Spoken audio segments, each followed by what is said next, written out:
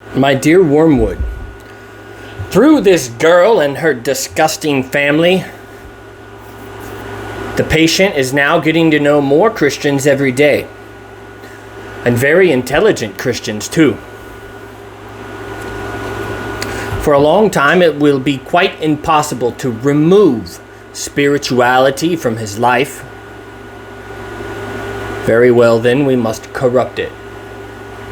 No doubt you have often practiced transforming yourself into an angel of light as a parade ground exercise. Now is the time to do it in the face of the enemy. The world and the flesh have failed us. A third power remains. And success of this third kind is the most glorious of all. A spoiled saint, a Pharisee, an inquisitor, or a magician makes better sport in hell than a mere common tyrant or debauchee. Looking round your patient's new friends, I find that the best point of attack would be the borderline between theology and politics. Several of his new friends are very much alive to the social implications of their religion. That, in itself, is a bad thing, but good can be made out of it. You will find that a good many Christian political writers think that Christianity began going wrong and departing from the doctrine of its founder at a very early stage. Now, this idea must be used by us to encourage once again the conception of a historical Jesus, to be found by clearing away later accretions and perversions, and then to be contrasted with the whole Christian tradition. In the last generation, we promoted the construction of such a historical Jesus on liberal and humanitarian lines. We are now putting forward a new historical Jesus on Marxian, catastrophic, and revolutionary lines. The advantages of these constructions, which we intend to change every 30 years or so, are manifold. In the first place, they tend to direct men's devotion to something which does not exist. For each historical Jesus is unhistorical. The documents say what they say and cannot be added to. Each new historical Jesus, therefore, has to be got out of them by suppression at one point and exaggeration at another. And by that sort of guessing, brilliant is the adjective the humans apply to it, on which no one would risk 10 shillings in ordinary life, but which is enough to produce a new crop of Napoleons, new Shakespeares, new Swifts, in every publisher's autumn list. In the second place, all such constructions place the importance of their historical Jesus in some particular theory he is supposed to have promulgated.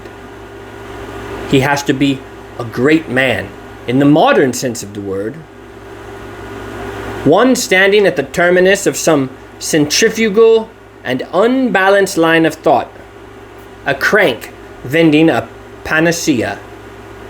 We thus distract men's minds from who he is and what he did. We make him first solely a teacher, and his teachings. We first make him solely a teacher, and then conceal the very substantial agreement between his teachings and those of all other great moral teachers. For humans must not be allowed to notice that all great moralists were sent by the enemy, not to inform men, but to remind them, to restate the primeval moral platitudes against our continual concealment of them. We make the sophists. He rises up a Socrates to answer them. Our third aim is by these constructions to destroy the devotional life. For the real presence of the enemy, otherwise experienced by men in prayer and sacrament, we substitute a merely probable, remote, shadowy, and uncouth figure. One who spoke a strange language and died a long time ago. Such an object cannot, in fact, be worshipped. Instead of the Creator adored by his creature, you soon have merely a leader acclaimed by a partisan, and finally, a distinguished character approved by a judicious historian. And fourthly, besides being unhistorical in the depiction of besides being unhistorical in the Jesus it depicts, religion of this kind is false to history in any other sense. No nation and few individuals are really brought into the enemy's camp by the historical study of the biography of Jesus simply as a biography.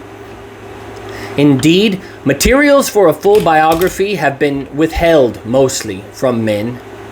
The earliest converts were converted by a single historical fact, the resurrection, and a single theological doctrine, redemption, operating on a sense of sin which they already had, and sin not against some new fancy dress law produced as a novelty by a great man, but against the old, platitudinous, universal moral law that they had been taught by their nurses and their mothers. The Gospels came later and were written not to make Christians, but to edify Christians already made. The historical Jesus, then, however dangerous he may seem to be to us at some particular point, is always to be encouraged. About the general connection between Christianity and politics, our position is more delicate.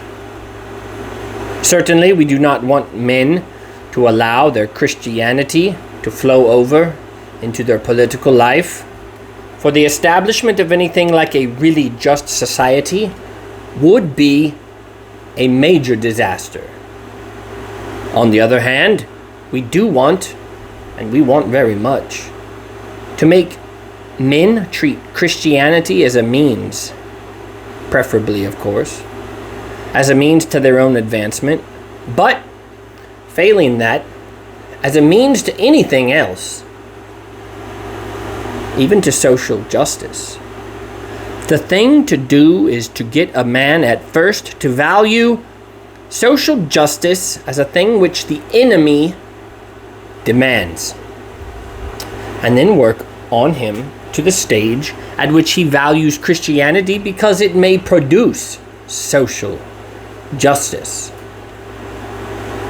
For the enemy will not be used as a convenience.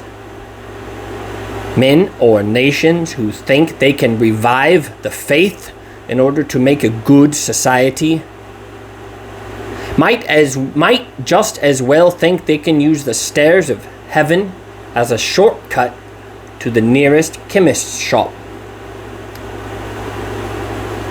Fortunately, it is quite easy to coax humans around this little corner. Only today I have found a passage in a Christian writer where he recommends his own version of Christianity on the ground that only such a faith can outlast the death of old cultures and the birth of new civilizations. You see the little rift? Believe this, not because it is true, but for some other reason. That's the game. Your affectionate uncle, Screwtape.